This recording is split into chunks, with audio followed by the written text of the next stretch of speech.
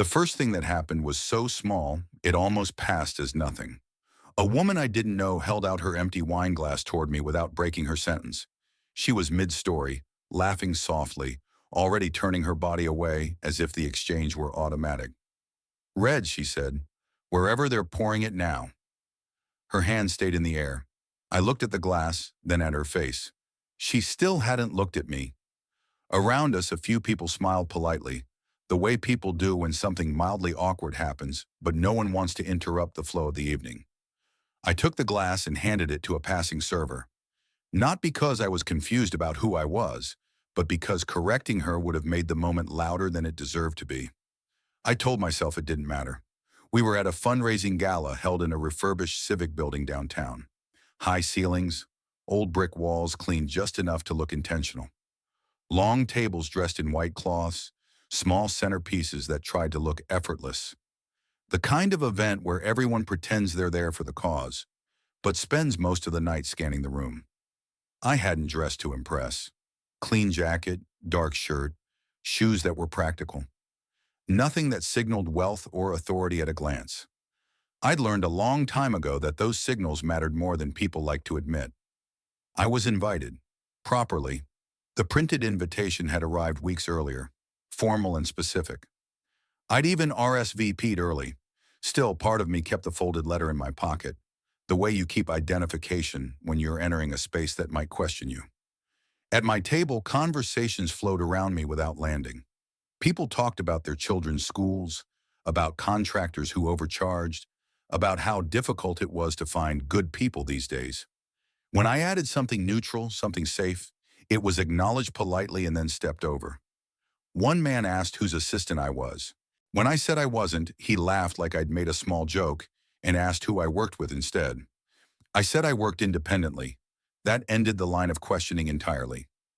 Another woman leaned toward me and suggested kindly that I might want to sit closer to the aisle in case I needed to get up quickly. She said it like advice, like she was helping me navigate my role. I nodded. I adjusted my chair. I smiled when appropriate. None of it was openly cruel. That was the part that stayed with me.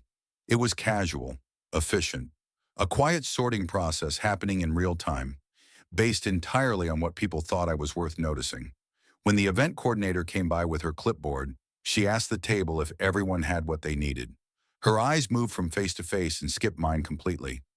The woman who'd handed me the glass earlier answered for the group. She said yes, then added, "He's fine.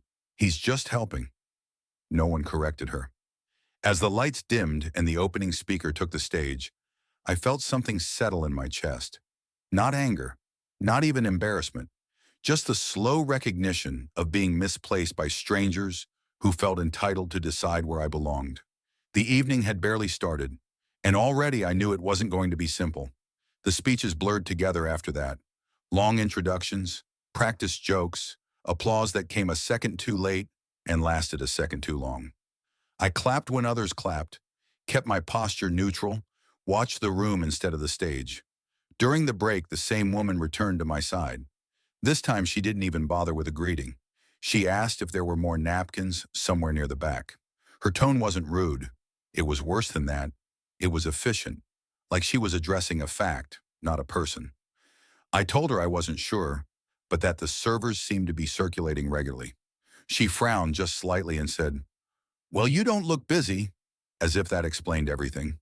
Then she smiled, satisfied with her logic, and turned back to her group.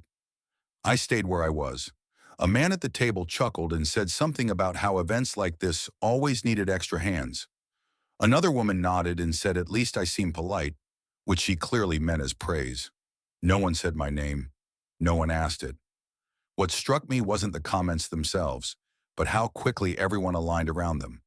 It was a shared understanding, unspoken but firm.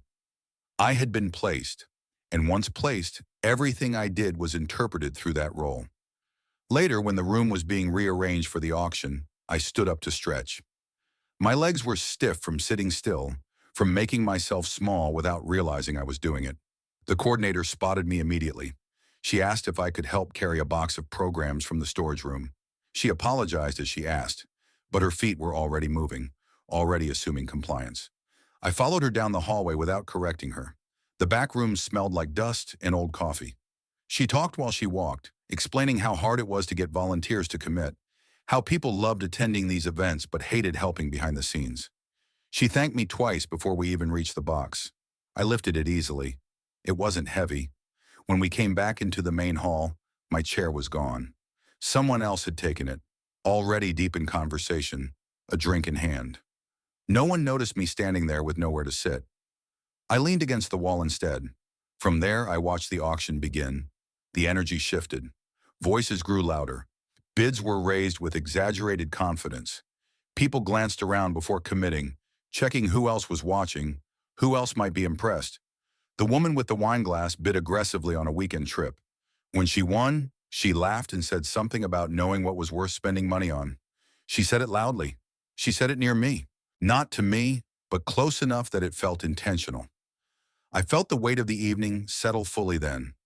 This wasn't about a misunderstanding. It wasn't about me failing to speak up. It was about entitlement, about how comfortable people were diminishing someone they believed had no leverage, about how easily others watched it happen and adjusted themselves accordingly. I checked my phone out of habit. There was a message waiting, time-stamped nearly an hour earlier, from the event's financial chair. He apologized for missing me when I arrived, said he'd been pulled into last-minute conversations, asked if we could talk before the night was over. I didn't reply right away. I stayed where I was, watching the room finish revealing itself. Every small dismissal added up, not into anger, but into certainty. I understood then that explaining myself wouldn't fix anything. Correcting them verbally would only make me sound defensive, small. If I was going to reclaim anything, it wouldn't be by asking for space. It would be by choosing when to take it. I waited until the auction ended and the room shifted into that loose, self-satisfied phase people reach when they believe the important part of the evening is over. Jackets came off. Voices dropped into familiarity. The hierarchy softened, but it didn't disappear. That's when the financial chair finally found me. He approached carefully, scanning my face before speaking, like he was trying to place a detail that should have been obvious earlier. He apologized again for missing me when I arrived, said he had assumed I'd been seated closer to the front. His voice carried embarrassment, but also relief, as if finding me resolved something he'd been mildly worried about all night. He asked if I had a few minutes to talk. I said I did, and suggested the small alcove near the stage, where the lighting was softer and the noise faded just enough to think clearly. It wasn't a dramatic exit. No one noticed us step away. That mattered. He asked what I thought of the event. I answered honestly, but carefully. I said turnout was strong, but uneven. I mentioned that some auction items attracted attention without converting into serious bids. I referenced donor behavior I'd seen before, how certain people bid loudly early and disappeared quietly afterward. I didn't cite numbers. I didn't posture. I spoke like someone accustomed to evaluating rooms like this. He listened without interrupting. Then he asked how I knew these patterns. I told him I'd worked on funding structures for similar organizations in neighboring counties. I said I'd been brought in quietly, usually after things stalled. I didn't list titles. I didn't defend myself. I let the information stand on its own. His posture shifted immediately, shoulders squared, eyes sharpened. The casual tone dropped. We talked for several minutes, about follow-up strategies, about which sponsors required personal outreach and which only wanted visibility. I suggested a small adjustment to the closing remarks, something that would anchor the evening's purpose before people left and redirect attention back to commitments rather than celebration. He nodded, took a note on his phone, thanked me. He said he'd like to introduce me properly before the night ended. I told him it wasn't necessary. When we re-entered the room, he addressed the crowd again.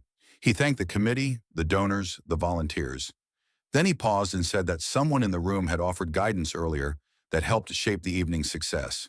He said my name, just my name. No explanation, no justification. The reaction wasn't applause. It was recalibration.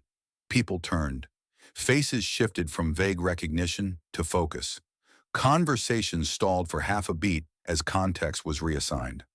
I saw the woman with the wine glass look at me again, this time fully, as if seeing a photograph after hearing the caption. No one said anything to me directly. They didn't need to. After that, the tone around me changed without confrontation. People asked questions they hadn't thought to ask earlier. Where I was based, how long I'd been involved, what I thought about future initiatives. The same people who had spoken over me now listened closely, leaning in. The coordinator approached and asked if I needed anything. Her voice was different, measured. I said no, thank you. She lingered for a second, then nodded and walked away. I didn't bring up the napkins, the glass, the missing chair. I didn't need to. The contrast existed now, visible and undeniable, and everyone in that room understood it, even if they never said it out loud. I stayed calm. I spoke less than I could have. I let their own adjustments do the work, because the power shift hadn't come from revelation or confrontation. It came from timing and from letting people see themselves clearly once they realized who they had been talking past all evening. The consequences didn't arrive all at once. They came quietly over the next few days in small, careful gestures that revealed more than any apology ever could. I received emails that were deliberate in their phrasing, invitations to follow-up meetings, requests for input framed as collaboration, not correction. No one referenced the earlier assumptions directly. They didn't say they were sorry, they didn't have to. The shift in tone said enough. The woman with the wine glass sent a general message through the committee list, thanking everyone for a wonderful evening and praising the sense of community. My name wasn't mentioned. A week later, she sent me a separate email asking if I'd be open to discussing future involvement. I replied politely and declined. I didn't explain why. The coordinator avoided me after that, not out of resentment, but adjustment. I was no longer invisible. I was no longer a safe guess. That kind of recalibration makes people uneasy, especially when it forces them to revisit their own behavior. What stayed with me wasn't their discomfort. It was how easily the entire situation could have ended differently if I had rushed to defend myself. If I had corrected them early. If I had tried to earn respect from people who had already decided I didn't deserve it. For a long time, I believed dignity required explanation. That silence meant acceptance. That if someone misunderstood you, it was your responsibility to fix it immediately or risk being erased. That night changed that belief. I realized that people who judge quickly rely on you to react. They need you to push back emotionally so they can recenter themselves as reasonable. Calm disrupts that. Patience exposes it. Nothing about me had changed over the course of that evening. My work hadn't shifted. My experience hadn't increased. My value hadn't been discovered. The only thing that changed was their access to context, and the moment they received it, their behavior adjusted without a word from me. I stopped attending events where presence mattered more than contribution. I chose rooms where curiosity outweighed hierarchy, and when I entered unfamiliar spaces, I stopped explaining myself before anyone asked. People reveal themselves quickly when they believe no one important is watching, when they assume power only moves in one direction, when they think politeness is a substitute for respect. I let them. Not out of bitterness, not out of strategy, but out of clarity. Because how someone treats the person they believe has no influence tells you everything you need to know about who they are. And once you understand that, you don't need revenge, confrontation, or validation. You just need to decide where you belong and where you no longer do.